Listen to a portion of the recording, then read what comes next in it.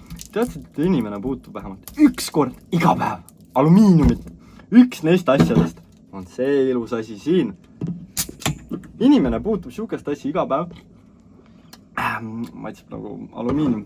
Üks neist asjadest on ilus alumiiniumi pall. Kas oled mõelnud, mis ühendab lennukeid, soodapurke ja köögifooliumist? Kõik need on valmistatud ühest samast metallist, alumiiniumist. See on kerge, tugev, üks kõige kasulikumaid metalle maailmas. Kas te teadsite, et alumiinium leiti 1825. aastal Taanist teadlase Hans Christian Orstedi poolt? Alumiinium on hõbedase läikega kerge metall, mida leidub kõige rohkem just maakoores. Isegi rohkem kui metalli. Kuigi ta on igal pool meie ümber, ei leiduda looduses puhtal kujul, vaid kivimites näiteks boksiidis.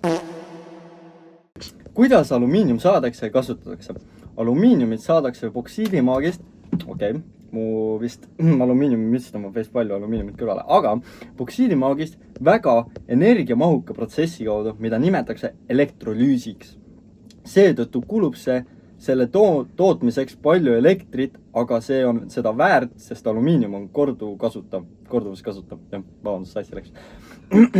Seda saab sulatada ja taaskasutada lõputult, ilma et metall ise muutuks nõrgemaks. Alumiinium on üks parimaid materjale ehituses, transpordis ja tehnikas. Seda kasutatakse autodes, lennukites, jalgratastes, arvutites, kööginõudes ja isegi rakettides. Keskkond ja tulevik. Tänapäeval on alumiinium üks olulisemaid materjale rohelises majanduses. Ta on kerge ja taaskasutatav, mis aitab säästa energiat ja vähendada saastet.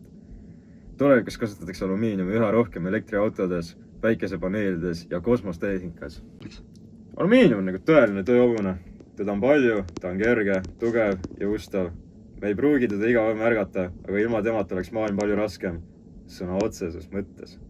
Ja kui järgmine kord avad soodapurgi või need taevaslennukid, siis tea, seal sees töötab alumiiniumi maagia.